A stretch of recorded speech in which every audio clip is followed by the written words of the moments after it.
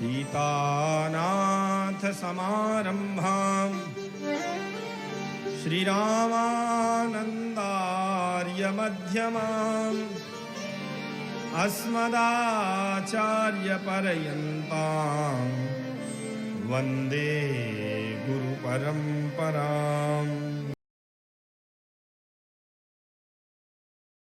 सीताराम सीताराम सीताराम श्री सीतारामचंद्र भगवान की, अनंत बलवंत श्री हनुमान जी महाराज की, सब संतन की जय जय श्री सीताराम। हरि ओम तत्सत्। श्रीमते रामचंद्राय नमः। श्री गुरुभ्यो नमः। अस्मत्सर्वगुरुभ्यो नमः। श्रीमते रामानन्दाचार्याय नमः। अरवाची सुभगे भवसीते वन्दामहे त्वा। जथा नः सुभगाससे जथा नः सुफलाससे, तवास्मि जानकी कान्त। कायेन मनसा गिरा रामकान्ते तवैवास्मि। युवा मेव गति मम। अनवद्य गुणागानं जगद्बीजं जगत्पतिं। केशेन्द्राद्यमरैर्वन्द्यं श्रियः श्रीपतिमाश्रये। यदङ्घ्रिपङ्केरुहसंश्रयादहं समस्तवेदान्तविमर्शचातुरीं। समाप्नवन्तं जगदार्तिनाशकं यतीश्वरं राघवमाश्रये निशम्। कार्पण्यदोषोपहतः स्वभाव, पृच्छामि त्वां धर्मसम्मूढचेताः। यच्छ्रेयः स्यान्निश्चितं ब्रूहि तन्मे। शिष्यस्तेऽहं साधिमां त्वां प्रपन्नम्। सीतानाथ समारम्भां श्रीरामानन्दार्य मध्यमाम् अस्मदाचार्यपर्यन्तां वन्दे गुरुपरम्पराम्। वाञ्छाकल्पतरुभ्यश्च कृपासिन्धुभ्य एव च, पतितानां पावनेभ्यो श्रीवैष्णवेभ्यो नमो नमः। नमो गोभ्यः श्रीमतीभ्यः सौरभेयेभ्य एव च। नमो ब्रह्मसुताभ्यश्च पवित्राभ्यो नमो नमः। श्री सीतारामचंद्र भगवान की, योगेश्वर श्री कृष्णचंद्र भगवान की, श्री हनुमान जी महाराज की, श्रीमद्भगवद्गीता की, महर्षि वेदव्यास जी महाराज की, जगद्गुरु स्वामी श्री रामानंदाचार्य भगवान की, गोस्वामी तुलसीदास जी महाराज की, समस्त पूर्वाचार्यों की, सब संतन की जय जय श्री सीताराम। अखिल हेय प्रत्यनीक कल्याणैकतान श्वेतर समस्त वस्तु विलक्षण, राजराजेंद्र कौसल्यानंद वर्धन भगवान श्री राघवेंद्र सरकार की प्राण वल्लभा, जनकजा भगवती श्री जानकी जू की अहेतुकी कृपा के फलस्वरूप अनंत बलवंत भगवत कथा के रसिक श्री हनुमान जी महाराज की अध्यक्षता में सभी सत्पुरुषों के, सतजनों के चरणों का आश्रय ग्रहण करते हुए मानव जीवन को सार्थक करने की अन्यान्य विधियों में सर्वोत्कृष्टा जो सत्संग सरिता है, उस सत्संग सरिता में अवगाहन करने हेतु हम आप सब भगवान श्री योगेश्वर कृष्णचंद्र भगवान के द्वारा गाई हुई गीता का आश्रय श्री भगवत्पाद रामानंदाचार्य भगवान के अधरामृत का वचनों का आश्रय ग्रहण करते हुए नित्य सत्संग के क्रम से ग्रहण कर रहे हैं। इसके पूर्व प्रसंग में युद्ध करने की इच्छा से अस्त्र शस्त्र को धारण करके अस्त्र शस्त्र से सुसज्जित होकर युद्ध स्थल में भगवान को जब अर्जुन ने यह आज्ञा दी कि आप मेरे रथ को दोनों सेनाओं के मध्य में ले जाकर के खड़ा करें, मैं देखना चाहता हूं कि अब इस युद्ध में सम्मुख मेरे कौन खड़ा हुआ है, मुझे किससे युद्ध करना है। संसार में जीव भगवत कृपा से मानव देह को धारण करते हुए नाना प्रकार के संबंधों में आबद्ध होकर जब संसार के कर्तव्यों का निर्वहन करता है तो वह भी एक युद्ध ही है। लक्ष्य उसे भगवत प्राप्ति करना है। गोस्वामी जी महाराज के शब्दों में भी यदि देखें तो बड़े भाग मानुष तन पावा, सुरदुर लभसद ग्रंथ निगावा। समस्त शास्त्रों में अनुभवी आचार्यों के द्वारा, सतजनों के द्वारा, संतों के द्वारा यह गाया गया है कि मानव देह की प्राप्ति यह बहुत बड़ी उपलब्धि है और इस उपलब्धि को प्राप्त करके यदि जीव भगवत प्रेम को प्राप्त कर ले तो मानव देह प्राप्त करना सार्थक है।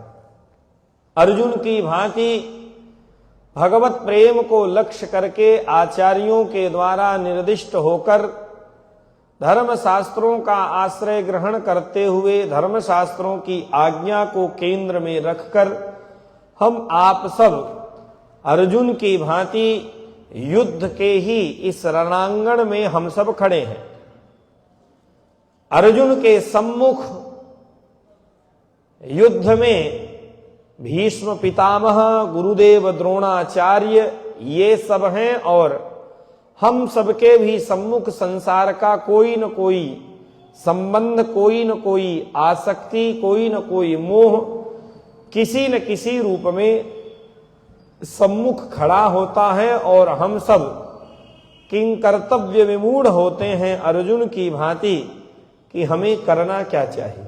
आचार्य चरण कहते हैं सज्जी भूयोपस्थितान आचार्यादीन अवलोक्य एषाम मारणे निरय प्राप्ति ही। युद्ध के लिए तैयार होकर सज्जित होकर जो सम्मुख पितामह गुरुदेव खड़े हुए हैं, यदि मैं इनको मारता हूं तो एषाम मारणे, इन सब को मारने से मुझे निरय प्राप्ति ही माने नरक की प्राप्ति होगी। तो कहा युद्ध नहीं करें, तो युद्ध नहीं करने पर भी पलायने तू अपकीर्ति ही, यदि मैं युद्ध का त्याग करके मुंह मोड़ करके पीछे लौट जाऊं तो समाज में बड़ा भारी अपमान होगा, लोक में अपकीर्ति होगी। तो मैं युद्ध का त्याग करते हुए लोक की अपकीर्ति भी नहीं चाहता हूं। मेरी दिगंत व्यापिनी अपकीर्ति होगी, और यदि युद्ध करूं तो सम्मुख पूज्य जो आचार्य पितामह प्रभृति संबंधी हैं उनको मारने से मुझे नरक जाना पड़ेगा। इसलिए दोनों प्रकार से, एक तरफ संबंधों की आसक्ति, संबंधों के मोह में निमग्न अर्जुन, और दूसरी ओर इस लोक की कीर्ति, इन दोनों के बीच में मोह रूपी पंख माने कीचड़ में, उस महासमुद्र में, मोह के महासमुद्र में अर्जुन बारंबार गोते लगा रहे हैं। मोह पंकारणवे निमज्जनतम, और इस अवस्था को प्राप्त किए हुए अर्जुन ने जब उद्धार की कामना से भगवान के चरण कमलों का आश्रय ग्रहण किया, शिष्यस्तेहम साधि माम त्वाम प्रपन्नम, हे भगवान मैं आपके द्वारा अनुशासन करने योग्य हूं, मेरा कल्याण जिस किसी भी विधा से हो आप मेरा कल्याण करें। मैं यह नहीं समझ पा रहा हूं कि मुझे युद्ध करना चाहिए कि युद्ध का त्याग करके पीछे लौट जाना चाहिए,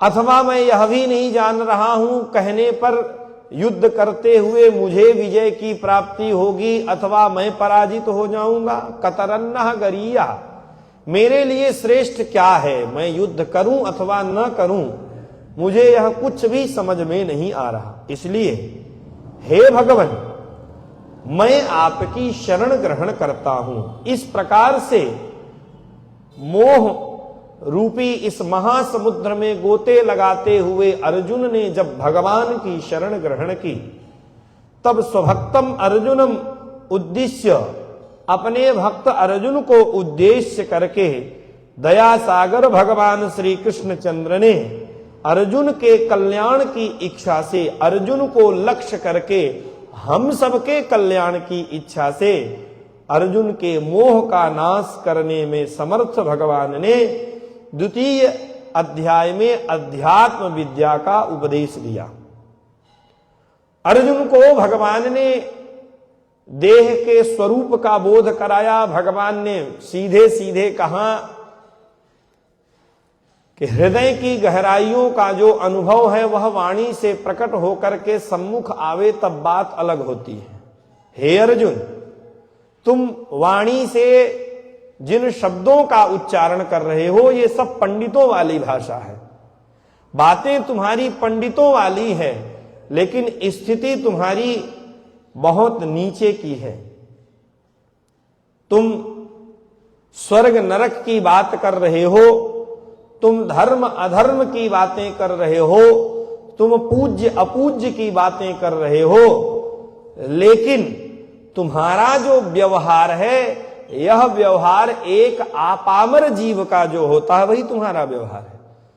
तुम शरीर को देख करके देहासक्त जीवों की भांति तुम वाणी का प्रयोग कर रहे हो।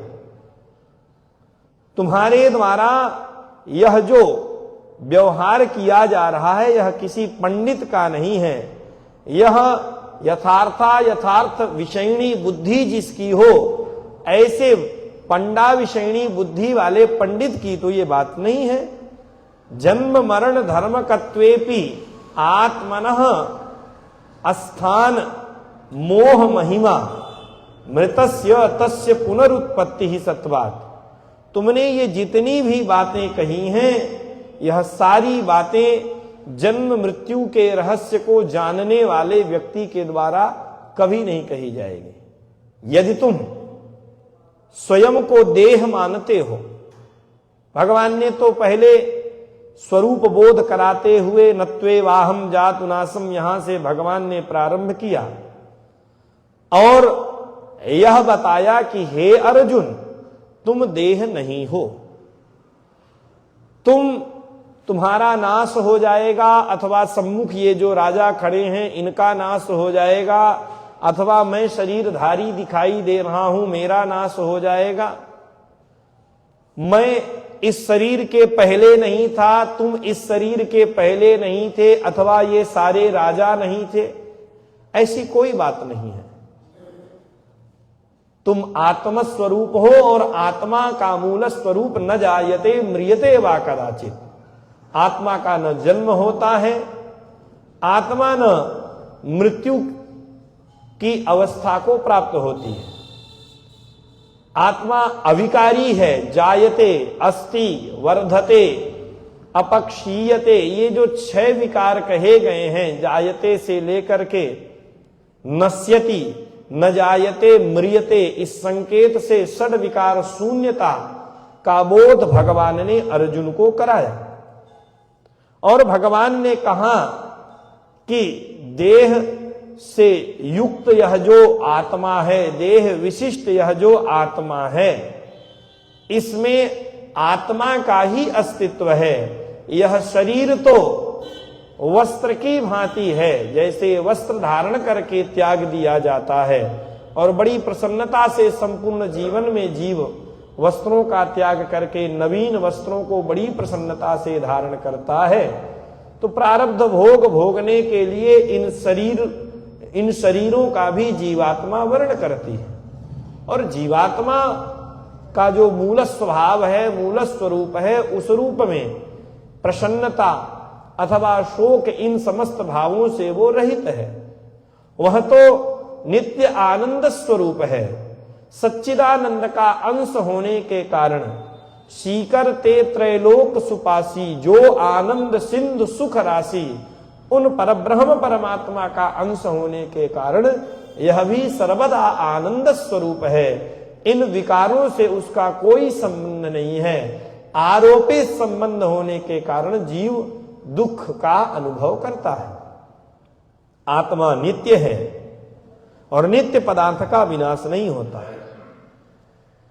इस प्रकार से भगवान ने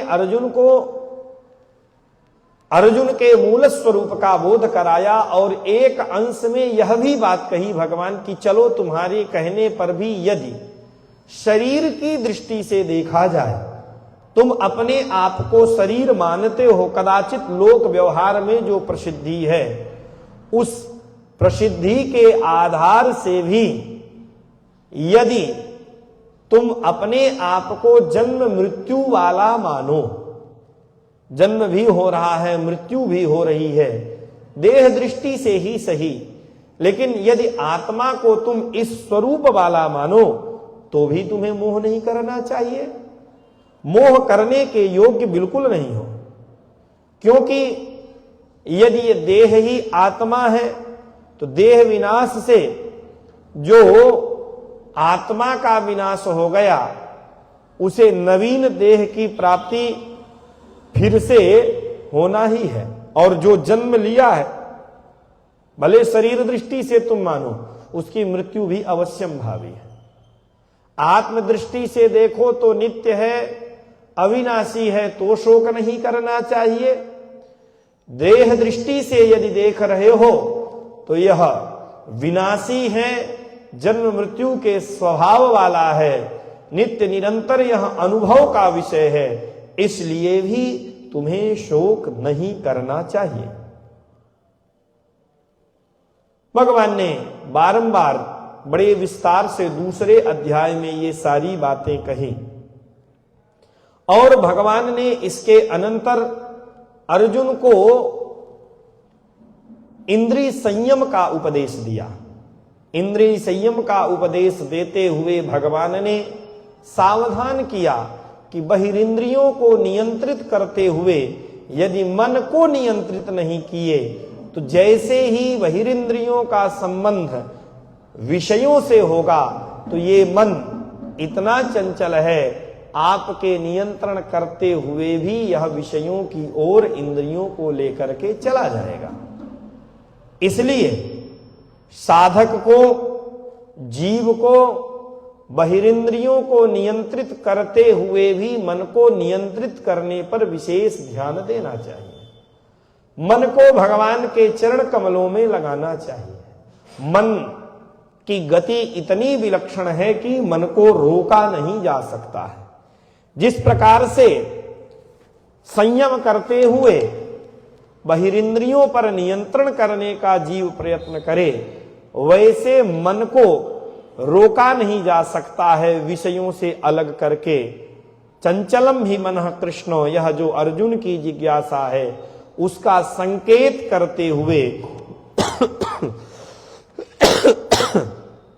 भगवान ने दूसरे अध्याय में ही स्पष्ट रूप से यह बात कह दिया कि इंद्रियां नियंत्रित नहीं हो सकती। यततो ह्यपि कौन्तेय पुरुषस्य विपश्चितः इंद्रियाणि प्रमाथीनि हरन्ति प्रसभं मनः। यत्न करते हुए भी बुद्धिमान पुरुष के मन को ये इंद्रियां विषयों से संबद्ध होकर कब खींच करके लेकर के चली जाएंगी बलपूर्वक, ये ज्ञात ही नहीं होगा। इसलिए तानि सर्वाणि संयम्य युक्त आसीत मत्परः। बहिरिंद्रियों को विषयों से अलग करते हुए संयम तो जीव को करना ही चाहिए, साथ में मन को मत पर कर देना चाहिए। मन को मेरे चरण कमलों में, मेरी लीलाओं में और संसार के व्यवहारों को भी मुझसे संबद्ध कराते हुए मन को नियंत्रित करने का प्रयत्न करना चाहिए। नियंत्रित का भी तात्पर्य बहिरिंद्रियों की भांति नहीं है। बहिरिंद्रियों के क्रम में आप विषयों का त्याग करते हुए बहिरिंद्रियों को नियंत्रित कर सकते हैं, लेकिन मन को यदि इस गति से आप नियंत्रित करने का प्रयत्न करेंगे तो इंद्रियाणि प्रमाथीनि हरन्ति प्रसभं मनः।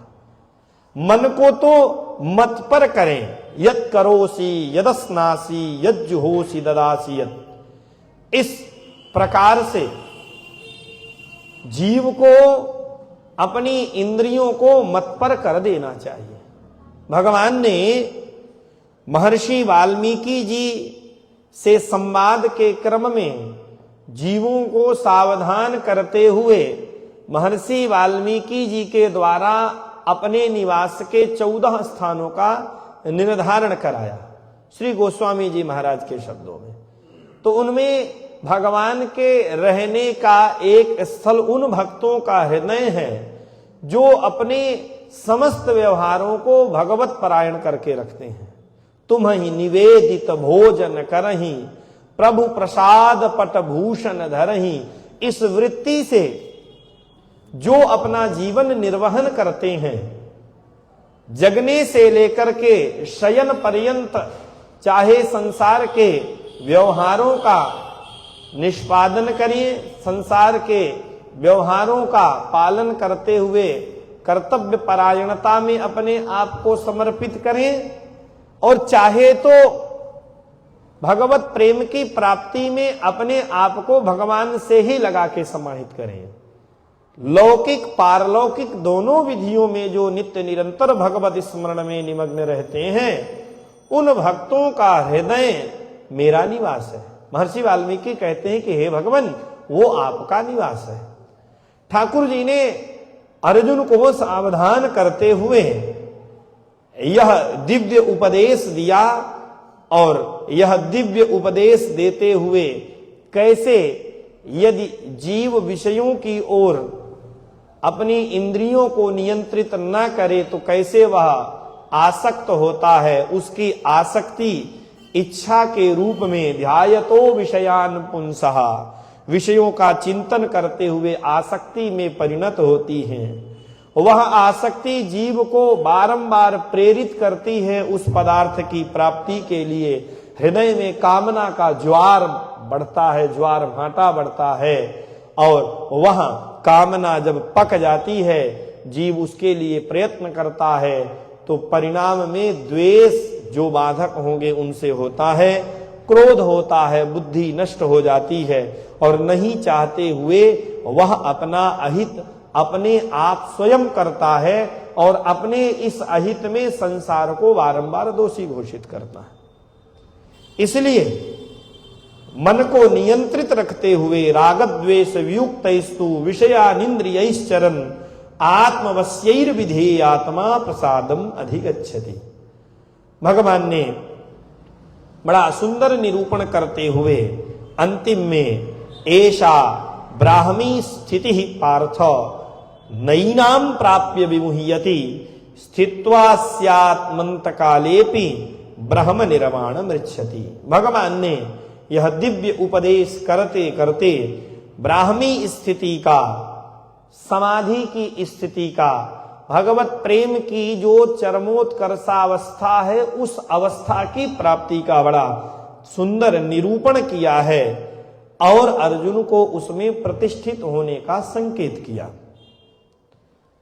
भगवान ने पार्थ के लिए ब्राह्मी स्थिति का जब निरूपण किया कि हे पार्थ, यह ब्राह्मी स्थिति है, इस स्थिति को प्राप्त कर लेने के बाद, इस अवस्था को प्राप्त कर लेने के बाद कोई भी पुरुष फिर विमुग्ध नहीं होता है, विशेषण मुग्ध नहीं होता। अर्जुन मुग्ध है माने मोहग्रस्त है, तो इस मोह से छूटने का, अपने कर्तव्य में दक्षता प्राप्त करने का जो सबसे सुंदर और सरल साधन है, यह ब्राह्मी स्थिति है। अंतकाल में यदि इस स्थिति को जीव प्राप्त कर ले तो वह पुरुष ब्रह्मात्मक परम पद को प्राप्त करता है, भगवान के दिव्य लोक को प्राप्त करता है। अर्जुन ने भगवान के द्वारा दिव्य इस द्वितीय अध्याय के उपदेश को सुना और भगवान ने जो पूर्व में ही कहा था कि तुम पंडितों की भांति बातें कर रहे हो, वास्तव में पूर्व में ही महात्म्य के क्रम में हम लोगों ने बड़े विस्तार से यह चर्चा की थी कि अर्जुन भगवान के दिव्य पार्षद हैं। भगवान की लीला का पात्र कोई सामान्य नहीं होता। जैसे कि भगवान जब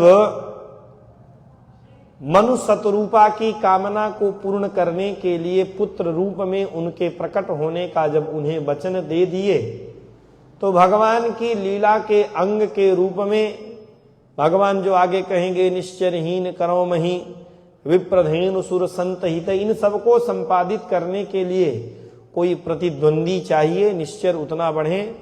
जब जब होई धर्म के हानि बाढ़ई असुर अधम अभिमानी, तब भगवान आएंगे। कारणों में बहुत से कारण कहे गए, लेकिन मुख्य रूप में यह कारण सबसे पहले देखा जाता।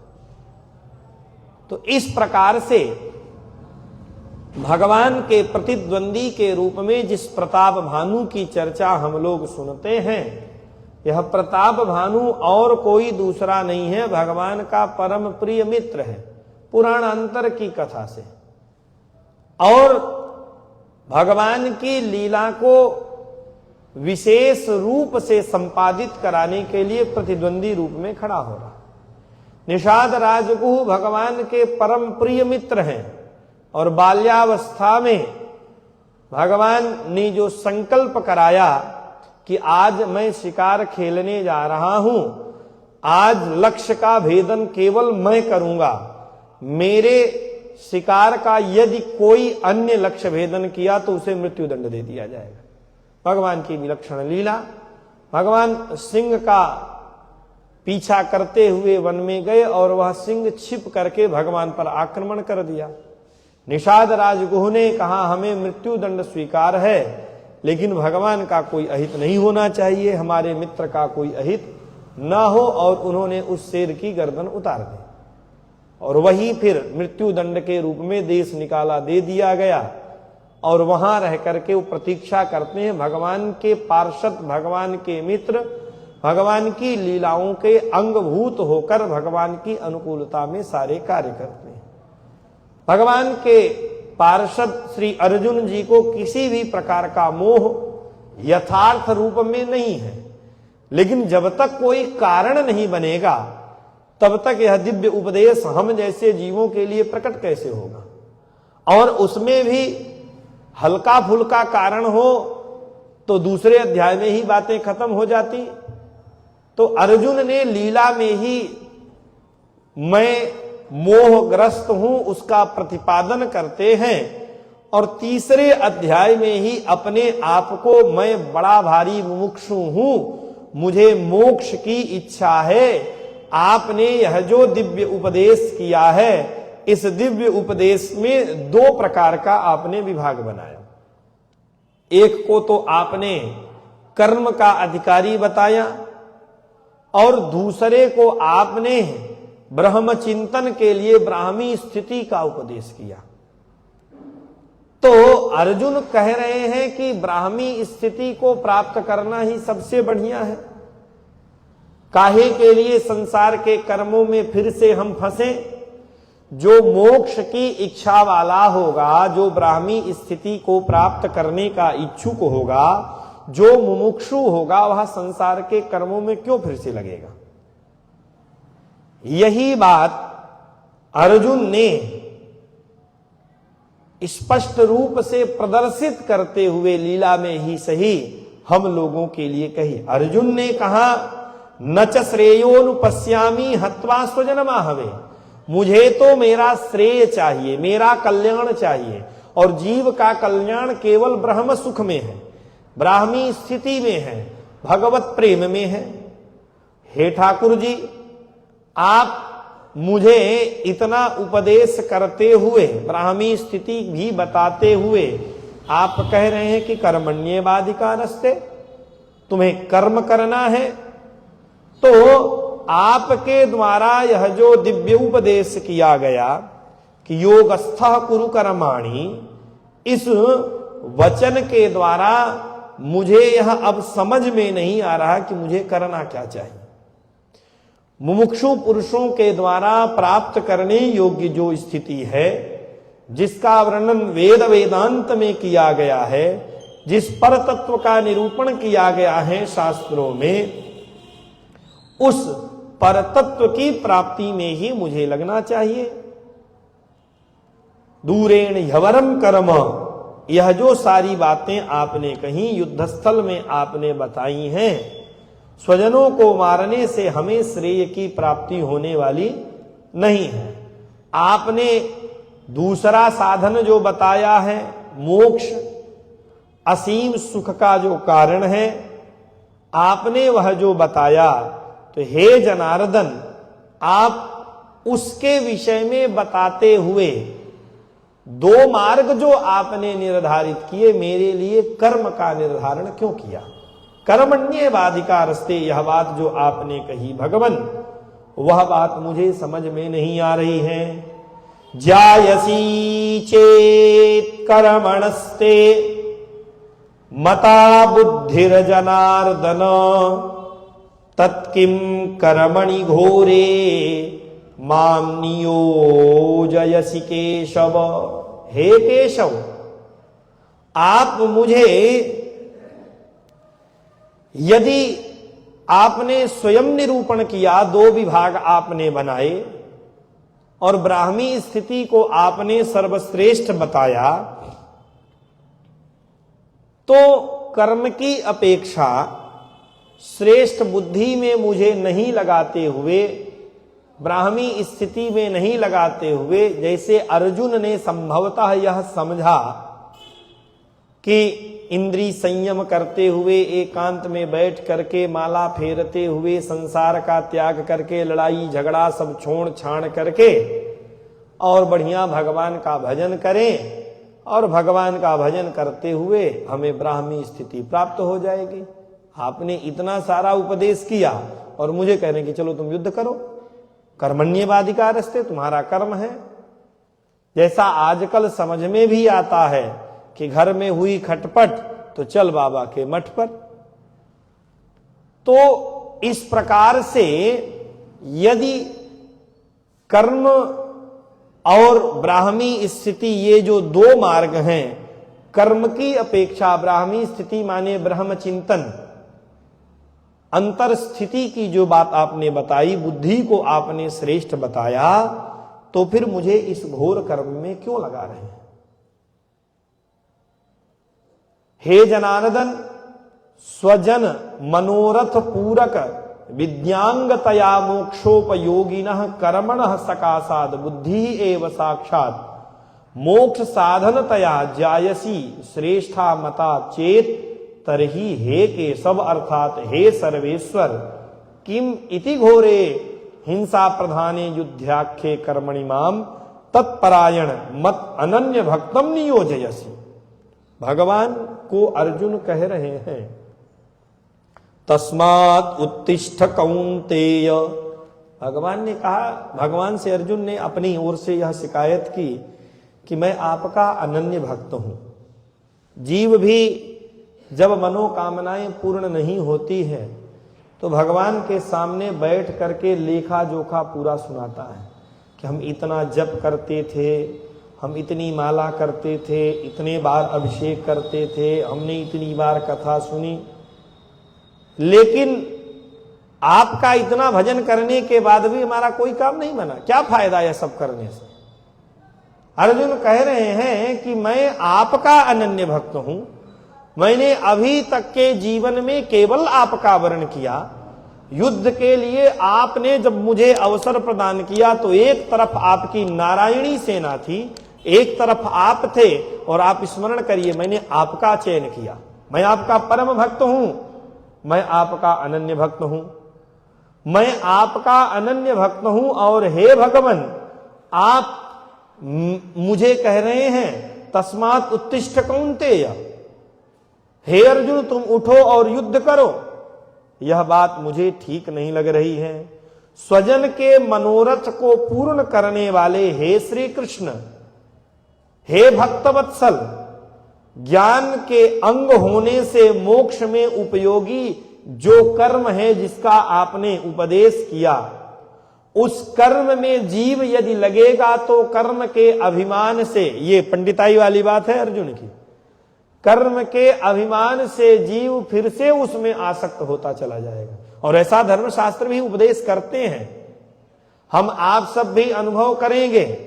और प्रायः ये अनुभव में आता है, हमको तो आता ही है, कि जब हम लोग किसी भी कर्म में प्रवृत्त होते हैं, भले ही वह भगवत उपासना का अंग बन रहा हो, सेवा के रूप में हो, किसी पद के रूप में हो, अथवा किसी उत्तरदायित्व के रूप में हो, तो उस कर्म का निर्वहन तब तक नहीं होगा जब तक अंतःकरण में कर्तृत्व का अभिमान नहीं होगा।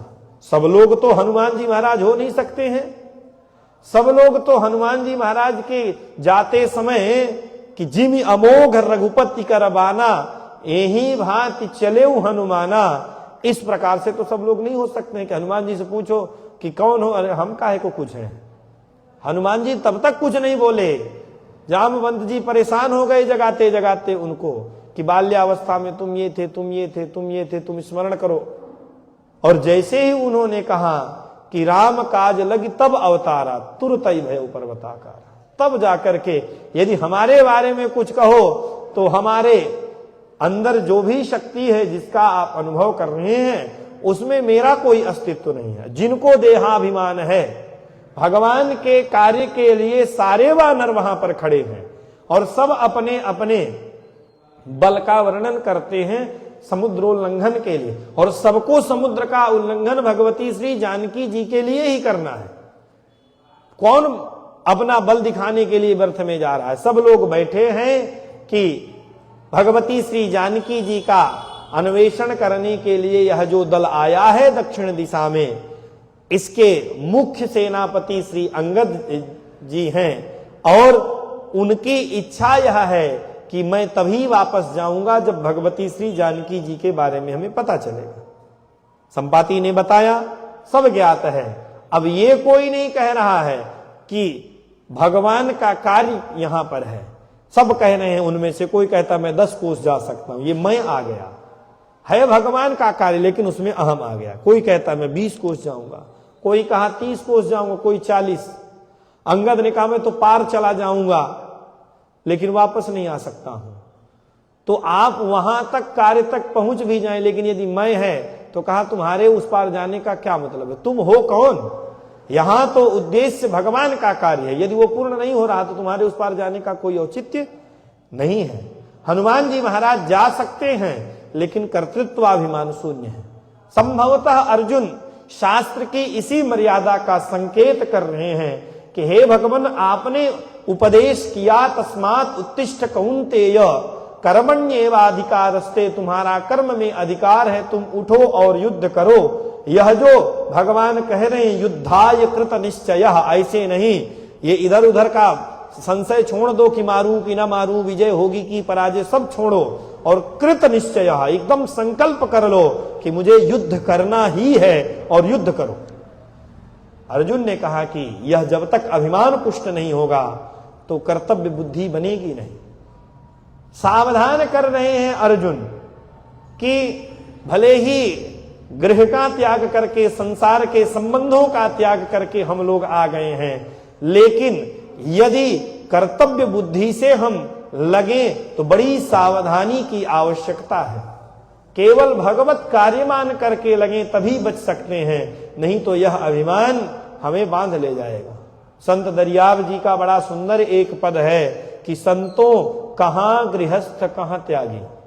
आपने संसार को असार जान करके, सार रहित जान करके त्याग किया, भगवत प्रेम के लिए यहां पर आए और जितने संबंध वहां थे उससे बड़े भयंकर बड़े बड़े संबंध यहां पीछे पड़ गए और उनमें भी कर्तव्य पारायणता ही बताई जाती है। और वास्तव में वो यथार्थ उपदेश है।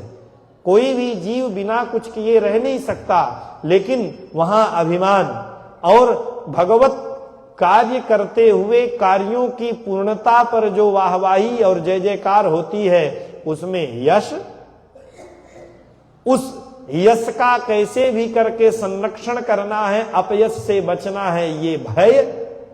तो यश अपयश का मोह और संसार के संबंधों का त्याग करते हुए भगवत उपासना का अंग मानते हुए भी सेवा के रूप में जब आश्रमों में, साधु सेवा में, गौ सेवा में जीव लगे, तब वहां पर भी मोह और आसक्ति आ जाती है। किसी शिष्य में अधिक मोह होता है तो किसी शिष्य में कम होता है। ये संसार की बड़ी विलक्षण माया है। तो संत दरियाव जी कहते हैं उधर से छोड़ के चले आए, लेकिन संतों कहां गृहस्थ कहां त्यागी, जित देखूं तित बाहर भीतर, घट घट माया लागी।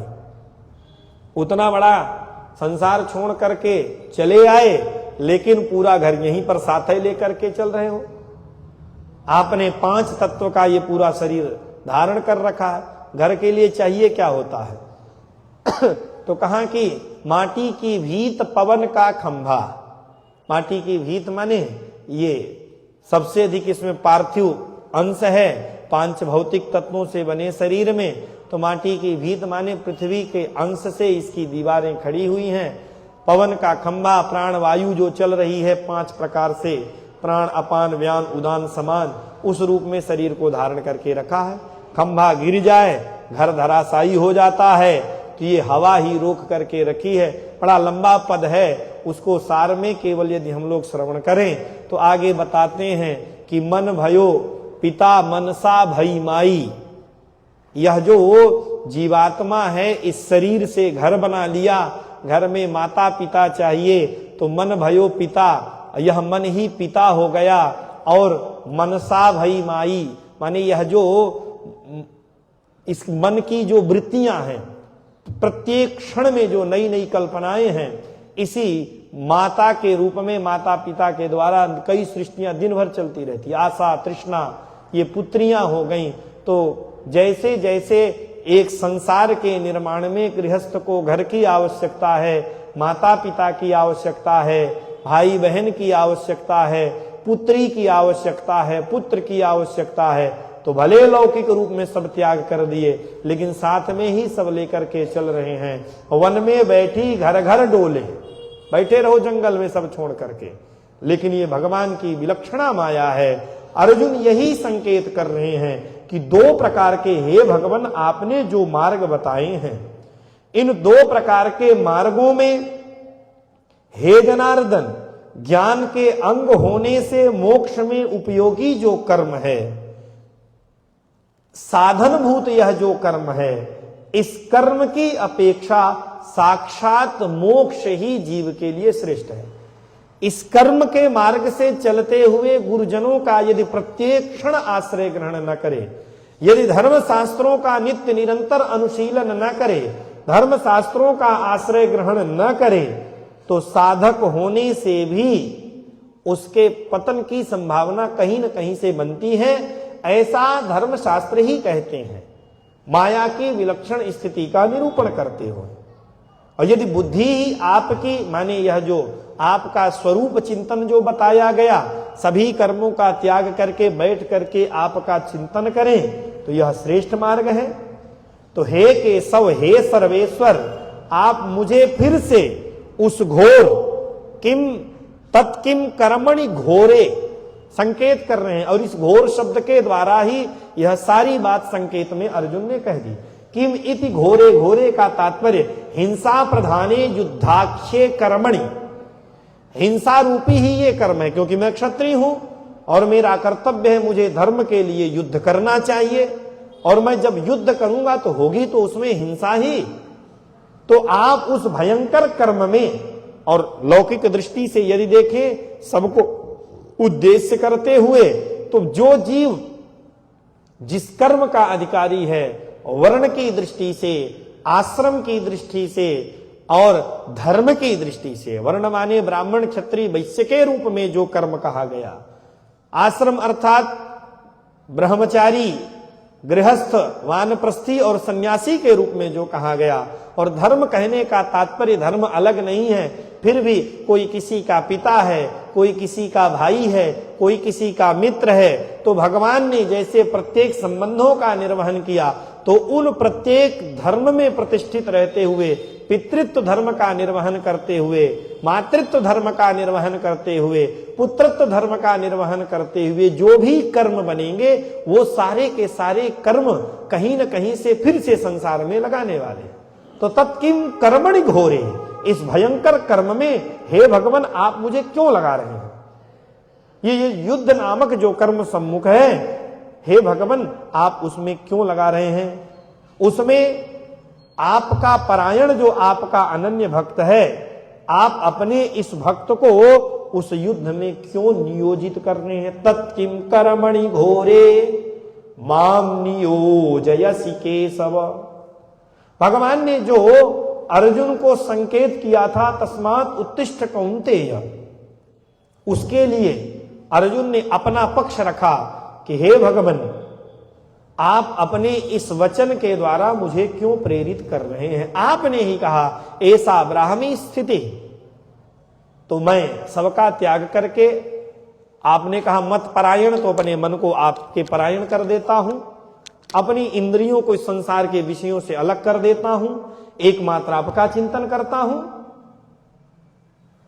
अति उत्कृष्ट महान हिततम जो ज्ञान योग है, हित नहीं, हिततर नहीं, हिततम, उसके अतिरिक्त कल्याण का दूसरा कोई साधन जो नहीं बताया गया, तो ज्ञान योग नामक जो यह दिव्य पदार्थ का आपने निरूपण किया है। हे भगवान आप मुझे निश्चित कह रहे हैं कि तुम तस्मात् उत्तिष्ठ कौन्ते युद्धाय कृत निश्चय। आप, मुझे ये समझ में नहीं आ रहा है कि आपको शरणागत वत्सल कहा जाता है। ये अर्जुन का अपना पक्ष है, भक्त का अपना पक्ष है कि युद्धार्थे शरणागत वत्सलेन त्वया नाहम नियोक्तः इति भावः।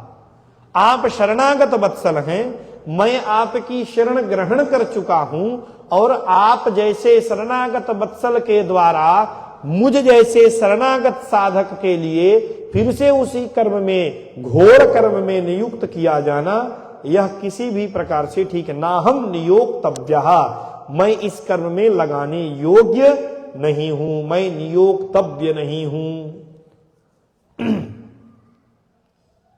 क्योंकि यदि मैं उस कर्म में लगा तो मेरी फिर वही गति हो जाएगी।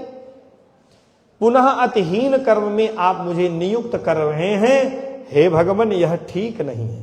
ये अर्जुन का अपना पक्ष है। आचार्यों ने इसका भाव बताया कि यह गीता शास्त्र मुख्य रूप से यदि देखा जाए सारे धर्मशास्त्र अध्यात्म विद्या के ही प्रतिपादक हैं, लेकिन जीव का अधिकार देख करके जीव को उस कर्म में लगाने का प्रयत्न करते हैं और श्रोता वक्ता के अधिकार से करते हैं। आप लोग यदि चिंतन करें तो प्रत्येक जितने भी धर्म ग्रंथ हैं श्री गोस्वामी जी महाराज की लेखनी के पूर्व के, उनके श्रोता और वक्ता कोई सामान्य नहीं है। महर्षि वाल्मीकि जी महाराज श्रोता हैं, नारद जी श्रोता हैं, तो श्रीमद् वाल्मीकि रामायण प्रकट हो रहा, फिर भी उसमें भूमिका बन रही है। वो जिज्ञासा करके प्रवेश कर रहे हैं कि कौन वस्मिन सांप्रतम लोके गुणवान कश्च वीर्यवान, इस विधा से प्रवेश कराते हैं। भागवत के क्रम में आप देखें तो श्री शौनक आदि ऋषियों ने 6 प्रश्न किए और उन प्रश्नों के समाधान के क्रम में 2-3 अध्यायों में धीरे धीरे धीरे जाकर के फिर प्रवेश किए। यह एकमात्र विलक्षण यह ग्रंथ गीता जी है जिसमें अत्यंत व्याकुल अर्जुन को भगवान सीधे ब्रह्म विद्या में लगा देते हैं, कोई भूमिका नहीं। अर्जुन ने कहा कि मेरा कल्याण कैसे होगा, भगवान ने कहा कि तुम जीवात्मा हो, पहले ये समझो, तुम शरीर हो ही नहीं, यहीं से प्रारंभ, नत्वेवाहम जातुनासम, कोई भूमिका नहीं। अध्यात्म विद्या का साक्षात प्रतिपादक ग्रंथ है, कोई इधर उधर की बात नहीं। इसमें अधिकारी कौन है यह अभी तक चर्चा ही नहीं हुई, और इसी जिज्ञासा के समाधान में गीता का अधिकार किसे प्राप्त होगा, प्रथम अध्याय के निरूपण में अर्जुन को सम्मुख किया गया। माने जो संसार के संबंधों में, संसार के यश की प्राप्ति में मुग्ध हो चुका है, विमुग्ध हो चुका है, विशेषण मुग्ध है, ऐसा जीव ही गीता का अधिकारी है। तो ऐसा कौन है संसार में जो संसार के संबंधों में आसक्त ना हुआ? अर्जुन केवल अपने को श्रेष्ठ दिखाने के लिए, गुरु मित्रादि को मारने के लिए उद्यत नहीं हो रहे। नहीं तो अर्जुन को यह थोड़ी था कि कोई उठा करके सोते हुए ले आकर के युद्ध स्थल में खड़ा कर दिया, चलो युद्ध करो, और देख करके अर्जुन पगला गए हो। पहले से सारी योजना है, सब कुछ पता है, कौन कौन है, शंख बज रहा है तब पता चल रहा है किसने किसने शंख बजाया। अर्जुन ऐसा नहीं है पूरे मनोयोग से अपना गांडीव उठा करके भगवान को कह रहे मैं युद्ध करूंगा। अर्जुन को युद्ध से कोई दिक्कत नहीं है। अर्जुन को केवल दिक्कत यह है कि मुझे इनको नहीं मारना है। अर्जुन को राज्य नहीं चाहिए, यह भी बात नहीं। अर्जुन को राज्य नहीं चाहिए ऐसा नहीं, अर्जुन को इन्हें मार करके राज्य नहीं चाहिए। अर्जुन जो भले कह रहे हैं कि मैं स्वर्ग का सुख नहीं चाहिए, मैं भिक्षा मांगूंगा, वो इस शर्त पर नहीं चाहिए कि मुझे इन्हें मारना पड़े। यदि इन्हें नहीं मारना तो मैं तो तैयार हूं। इसीलिए तो सारी की सारी योजना बनी है।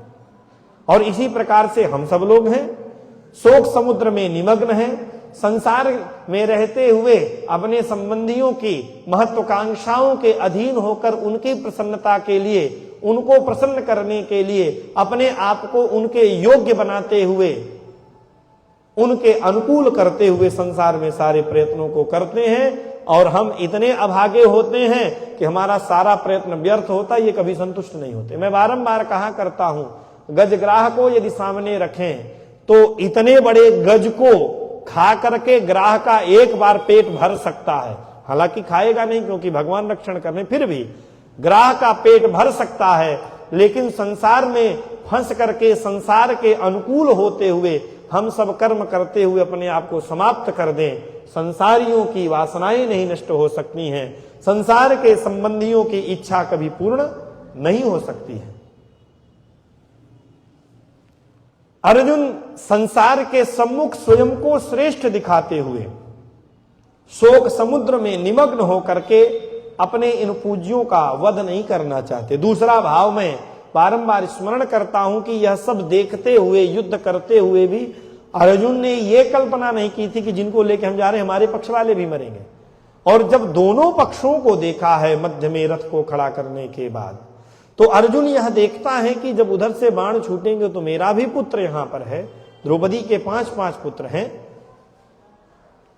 मेरे भी भाई इधर खड़े हुए हैं, मेरे भी संबंधी खड़े हुए हैं, और मैं इन सबको अधर्मी मान करके अधर्म के नाश के लिए युद्ध को उद्यत हुआ, लेकिन इसमें मेरे स्वजन मारे जाएंगे, मेरे भी भाई मर सकते हैं, मेरे भी पुत्र मर सकते हैं, इसलिए मैं युद्ध नहीं करूंगा। यह मोह, यह आसक्ति प्रबल हुई है। और भगवान शोक समुद्र में निमग्न अर्जुन के उद्धार की कामना से पहले अर्जुन को देह के स्वरूप का बोध, देह अनात्म पदार्थ है और देह से विलक्षण आत्मा के स्वरूप का बोध कराया। अंतःकरण की विशुद्धि के लिए फल इच्छा से रहित निष्काम कर्म का उपदेश किया। भगवत मुखोल्लास के लिए कर्म करना चाहिए, यह उपदेश किया। यहां पर बातें जो कही जा रही हैं सबकी अपनी अपनी स्वतंत्र भावना है। आप लोग भी इसका अनुभव करते होंगे कि शास्त्रों को आगे करके कलयुग का जीव विशेष रूप से, ये बात तो तब की जा रही, लेकिन कलयुग का जीव विशेष रूप से शास्त्रों को सम्मुख रखकर शास्त्रों के वचनों को अपने तरीके से कह करके अपने आप को श्रेष्ठ बताता है। भगवान कर्म में जो नियुक्त कर रहे हैं अर्जुन को, भगवान अर्जुन को जिस कर्म में नियुक्त कर रहे हैं उसकी विधा कैसी है, फलेच्छा रहित निष्काम कर्म योग का भगवान उपदेश कर रहे हैं। भगवान ऐसे कर्म में नहीं कह रहे हैं कि तुम उठो और युद्ध करो, ये तुम्हारा कर्तव्य है, इससे क्या फल प्राप्त होगा, सुखे दुखे समय कृत्वा लाभा लाभौ जया जेव, इस दृष्टि से तुम्हें युद्ध करना है। भगवान ने अनासक्त होकर के निष्काम कर्म का उपदेश किया, फलेच्छा रहित कर्म के अनुष्ठान का संकेत किया, और उस प्रकार से ही परमेश्वर का जो विशुद्ध प्रेम है जीव को प्राप्त होता है। जैसा हमने स्मरण किया, श्री हनुमान जी महाराज जिमि अमोघ रघुपति कर बाना, फलेच्छा रहित निष्काम कर्म केवल भगवत मुखोल्लास के लिए। धर्मशास्त्रों ने कहा समुद्रोल्लंघन नहीं करना है, लेकिन भगवत मुखोल्लास यदि समुद्रोल्लंघन करके भगवती जानकी जी का अन्वेषण करते हुए वह जानकारी लेकर के बताने में रघुनाथ जी प्रसन्न है, तो भगवान की इच्छा के लिए, भगवत प्रसन्नता के लिए मैं कहां कर रहा हूं। भगवान ने बाण छोड़ा है, हनुमान को किया है, अब जिधर वो छोड़ रहे हैं उधर जा रहा है। और भगवान जिस वेग से छोड़ेंगे, यदि लक्ष्य का भेदन नहीं कर रहा तो छोड़ने वाले की गलती। अर्जुन को भगवान ने यही उपदेश किया, फलेच्छा रहित कर्म का अनुष्ठान करो। और इस विधि से जब जीव कर्म में लगता है तो उसे भगवत प्रेम की प्राप्ति होती है, सकल इंद्रियों के ऊपर उसे विजय की प्राप्ति होती है, और उसके बाद वह बुद्धि योग में प्रतिष्ठित होता है और उसे ब्राह्मी स्थिति की प्राप्ति होती है। भगवान ने यह संकेत किया। परम प्रेम रूपा जो विशुद्ध भक्ति है, परम जो प्रेम है, पराभक्ति है, वह प्रकट होती है। भगवान ने यही उपदेश किया और यह उपदेश करते हुए स्थित प्रज्ञों का भी स्वरूप बताया कि स्थित प्रज्ञ कौन है। अर्जुन ने पूछा था स्थित प्रज्ञस्य का भाषा, कैसी वाणी बोलता है, कैसे रहता है, तो भगवान ने यह भी संकेत किया, लेकिन अपनी स्वतंत्र भावना को लेकर के कि नहीं, मैं सामान्य नहीं हूं, मैं उस कर्म में फिर से लगने वाला नहीं हूं, मैं मोक्ष का ही अधिकारी हूं, मैं आपका शरणागत शिष्य हूं, मैं आपका, इसीलिए शिष्यस्ते हम साधिमाम त्वाम प्रपन्नम, मैं आपकी शरण ग्रहण किया हूं। भगवान ने अर्जुन को लक्ष्य करके, स्वभक्त जान करके ही इस विधा से अर्जुन के कल्याण के लिए वेद सम्मत, वेदांत सम्मत इस विशिष्टा विधि का उपदेश किया द्वितीय अध्याय में। इसके बाद ही अर्जुन हम सब की स्थिति में प्रतिष्ठित होकर हम सब का मार्गदर्शन करते हुए यह प्रश्न करते हैं कि तत्किम कर्मणि घोरे माम नियोजयसि केशव, मुझे क्यों उसमें लगा रहे हैं। और आगे कह रहे हैं कि आपकी बातों से और अधिक भ्रम हो रहा है, मोह हो रहा है। व्यामिश्रेणेव वाक्येन बुद्धिम मोहयसीव में तदेकं वद निश्चित्य येन श्रेयो हमाप्नुयाम। भगवान से अर्जुन कह रहे हैं कि आप कर्म योग का उपदेश किए, आप सांख्य योग का उपदेश किए। ऐसा ते विहिता सांख्य, भगवान ने कहा भी ना, ऐसी बात नहीं है। भगवान ने उपदेश करते हुए कि ऐसा ते अभिहिता सांख्य बुद्धि, यहां तक की ये बात थी। अब आगे मैं दूसरा उपदेश कर रहा हूं। तो आपने मेरे कल्याण के लिए उपदेश किया, इसमें कोई संदेह नहीं, ये मैं देख रहा हूं, अनुभव कर रहा हूं। लेकिन आपकी बातों से कोई एक निर्णय नहीं हो पा रहा। ये खिचड़ी बना करके आपने रख दिया है, पूरा मिली जुली बातें आपने कह दिया। जैसे अर्जुन कहते हैं व्यामिश्रेण इति आचार्य चरण कहते हैं, ननु मदवाक्येन निश्चितम अर्थम कुतः न अधिगच्छति न अधिगच्छसि। यदि भगवान ने कहा कि मैंने सारी बात तो एकदम स्पष्ट कर दी, मैंने आत्मस्वरूप का बोध करा दिया, देह की अवस्था में हो तो मैंने गति का निरूपण कर दिया, मैंने किस प्रकार से कर्म करना चाहिए ये बातें बता दी। वेदों में 3 प्रकार की बातें कही जाती हैं, सत्व रज तम, तीनों प्रकार की बातें। उन सबको समझते हुए विशुद्ध सत्व संपन्न कर्मों में कैसे प्रवृत्त होना है, वेदों में बहुत सी बातें कही गई। लेकिन वेद समुद्र की भांति है, अगाध जल है उसमें, और अगाध जल होने के बाद भी हमारा जितना बड़ा लोटा है, जितना बड़ा हमारा पात्र, उतने जल हमारे काम लायक है। तो इतनी सारी बातें होने के बाद भी हमारा कल्याण जिस विधा से होना है उतने अंश को हमें स्वीकार करना है। बाकी हम नहीं समझ सकते, हमारा अधिकार नहीं, उनको सबको प्रणाम करके नमस्कार कर लेना है, किसी का विरोध नहीं करना। भगवान ने कहा सारी बातें तो हमने बता दी। हमने आगे कर्म का भी निरूपण करते हुए किस अवस्था को प्राप्त करना, स्थित प्रज्ञ का निरूपण कर दिया। अब बाकी क्या है, यदि ऐसा भगवान कहें मद वाक्येन निश्चितम अर्थम कुतः न अधिगच्छसि, कैसे तुमको समझ में नहीं आ रहा, सारी बात तो हमने स्पष्ट कर दी है।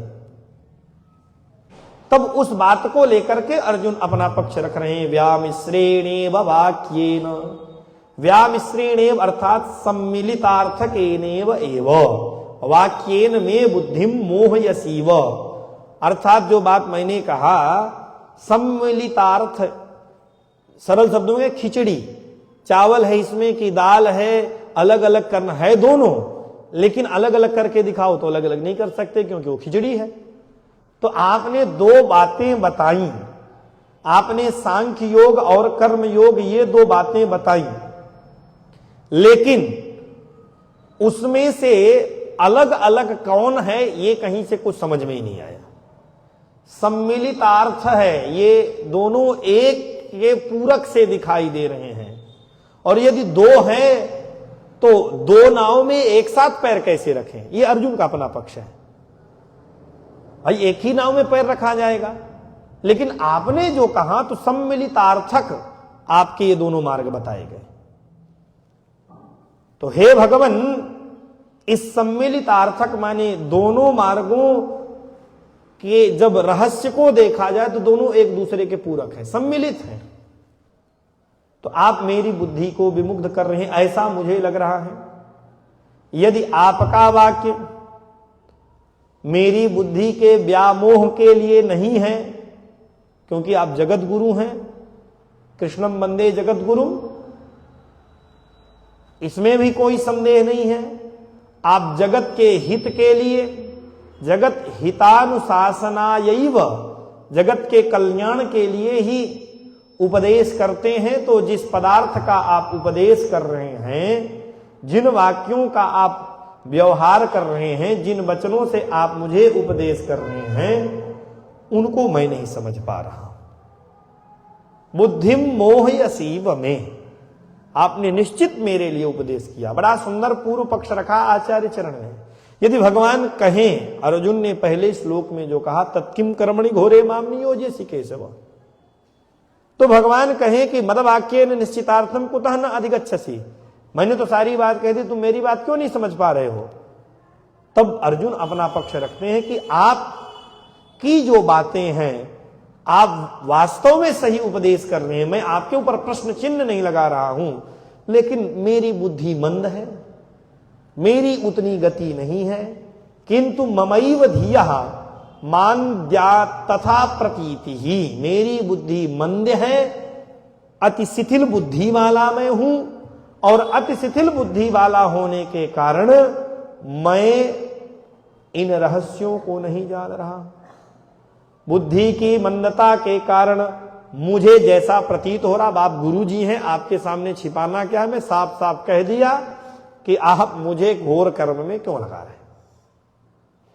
आपके जो वाक्य हैं, आप भले कह रहे हैं कि निश्चित तुम युद्ध करो, कृत युद्ध निश्चय, लेकिन मुझे तो समझ में नहीं है। निश्चय तो भाई हो, जब एक मार्ग हो तब व्यक्ति निश्चय करेगा। आप कह रहे हैं, लेकिन मेरी बुद्धि आपके वचनों से विमोहित हो रही है, विशेषण मोहित हो रही है। इसलिए बुद्धि और कर्म, सांख्य योग और कर्म योग, इन दोनों में से आप एक का कथन करें। तदेकम वद निश्चित्य येन श्रेयो हमाप्नुयाम। इन दोनों में से आप जो एक है सीधे सीधे समझ में आ जाए, उस मार्ग का उपदेश कर दीजिए। मैं ज्यादा अपने मस्तिष्क को नहीं लगाऊंगा, क्योंकि स्वीकार कर ले मेरी मंद बुद्धि है, और वास्तव में जीव का कल्याण इसी गति से होगा, इसी विधा से होगा। गुरुजनों के सम्मुख जाकर के जिज्ञासा तो करनी ही चाहिए, लेकिन कुतर्क नहीं करना चाहिए। यदि जिज्ञासा के भाव से आप जाते हैं और अपनी जिज्ञासाओं को रखकर जानने के लिए बारंबार प्रयत्न करते हैं, तो आपका कल्याण होगा। अब बताया जा रहा नहीं समझ में आ रहा है, अब नहीं समझ में आ रहा है तो हमारी क्या गलती है? हम लायक ही नहीं उतने। आप तो सही मार्गदर्शन कर रहे हैं, लेकिन अब हम नहीं लायक हैं। कोई एकदम से दुबला पतला व्यक्ति हो और डॉक्टर बार बार कहे कि शरीर बहुत कमजोर है, कुछ औषधियां ऐसी लो कि जिससे तुम्हारे शरीर में बल बढ़े, और बल बढ़ेगा तो कुछ ज्यादा दिन तक जियोगे। अब दूसरा कोई उसे सलाह दे दे कि भाई घी पियो, खूब घी खाने से शरीर में बल हो जाएगा। बिल्कुल सही बात उसने कही, और ये भी जो है कटोरा भर कटोरा घी पीना शुरू कर दे। तो अब इसमें समझने में फेर है कि घी किस पद्धति से खाना है। अब वो एक आध दो कटोरा घी पी करके जो शक्ति थी वो भी शक्ति उसकी चली जाए, पेट डायरेक्ट हो गया उसका। अब तो और शक्ति चली गई उसकी, उल्टी होने लगे और ज्यादा हो जाए, और वो कहे कि ना आप मेरे साथ गलत कर रहे हैं। घी पीने से शक्ति मिलती है, लेकिन उसकी विधि है कितना पचा पा रहे हो, और एक क्रम से जब खाते जाओगे तो उसका असर एक आध महीने में फिर दिखाई देगा, जब रोज खाओगे। लेकिन यदि गलत तरीके से खा करके कोई युद्ध करने को उद्यत हो जाए कि नहीं तुमने गलत किया, तो इसमें समझने का फेर है। अर्जुन ने भगवान के सम्मुख स्पष्ट कहा कि हे भगवान, मेरी अयोग्यता है, मैं मंद बुद्धि वाला हूं, इसलिए हे भगवान मेरे हित में तस्मात् एकम एव में हितावहम बुद्धि कर्मणोर मध्य यत् स्यात् तत्वद। आपने जो दो उपदेश किए, और इसमें वास्तव में अर्जुन जो है भगवान के एक एक शब्द को केंद्र में रखा। भगवान ने कहा ऐसा ते विहिता सांख्ये, मैंने अभी तक जो बताया यह सांख्य योग था, सांख्य बुद्धि थी, अब मैं तुम्हें कर्म योग का निरूपण कर रहा हूं। तो अर्जुन कहते हैं कि अब आप जो है एक किसी का जिसमें मेरा हित हो, मैं ये अब ये भी नहीं। पहले तो अर्जुन ने कहा कि मुझे घोर कर्म में क्यों लगा रहे हैं, लेकिन अब अर्जुन कह रहे हैं कि मैं हितावहम, मेरा हित जिस किसी एक से हो जाए, तत् एकम वध, और कुछ भी हो मेरी कोई उसमें ये नहीं कि मैं श्रेष्ठ ही हूं। प्रथम श्लोक से ये परिलक्षित होता है, तत्किम माम कर्मणि घोरे, लेकिन द्वितीय श्लोक में सावधान होकर के अर्जुन एक शिष्य को अपने कल्याण के लिए गुरुजनों के सम्मुख कैसे याचना करनी चाहिए इसका संकेत करते हैं, और कहते हैं बुद्धि कर्मणोर मध्य यत् स्यात्, इन दोनों में से जिस किसी से मेरा हित हो, जो मेरा हित संपादित करने वाला हो, उस एक को आप बता दो। और निश्चित्याहम श्रेयः प्राप्नुयाम, और आप बता दो जिससे मेरा निश्चित कल्याण हो। आप कह रहे हो कृत युद्ध निश्चय, मैं ये नहीं कह रहा हूं कि मैं नहीं करूंगा, लेकिन मेरी बुद्धि निश्चयात्मिका हो तब तो। जबरदस्ती कैसे हम उसको कह दें कि नहीं मेरी बुद्धि निश्चयात्मिका, मैं करूंगा ही, अंदर तो द्वंद्व चल ही रहा उसी प्रकार का। इसलिए अनेन अपि अर्जुनः सायुज्य सुखम एव अभीप्सति न तु ऐहिकम जय कीर्ति राज्यादि सुखम लेशतः अपि इति गम्यते। आचार्य चरण ने इन सारी बातों को कहते हुए अब अर्जुन की श्रेष्ठता का निरूपण किया है कि मैंने सारी बातें कही, लेकिन इन सब में जिससे मेरा कल्याण हो, दो में से एक कोई एक निश्चित आप करके हमें उपदेश कर दें। और उस निश्चयात्मिका बुद्धि के क्रम में अर्जुन भगवान को ही मुख्य कारण मान रहे हैं, भगवान की ही समीपता को मुख्य कारण मान रहे हैं, भगवान का सायुज्य चाह रहे हैं। इस प्रकार से चाहे आप मुझे अब कर्म योग में लगा दें, चाहे आप मुझे सांख्य योग में मानिए बुद्धि योग में लगावें, तत् एकम वद निश्चित्य, उन दोनों में से एक का यदि आप उपदेश कर देंगे, हे भगवान मैं अपना कल्याण समझ करके उसमें प्रवृत्त हो जाऊंगा। येन श्रेयः अहम आपनुयाम, जिससे मैं श्रेय को माने कल्याण को, आपके परम पद को प्राप्त करूं, आप उसका उपदेश करें। अर्जुन का यह अपना पक्ष है। अब भगवान इसके बाद अर्जुन को दिव्य उपदेश करते हैं और कर्म योग ज्ञान योग की एक रूपता का निरूपण करेंगे, लेकिन अब वो हम लोग आगे के सत्र में कल श्रवण करेंगे। आज की चर्चा का यहीं पर विश्राम। श्री सीतारामचंद्र भगवान की, श्री हनुमान जी महाराज की, श्रीमद्भगवद गीता की जय। जय श्री सीताराम, जय जय सुरनायक जन सुखदायक, प्रणत पाल भगवंता गो द्विज हितकारी जय।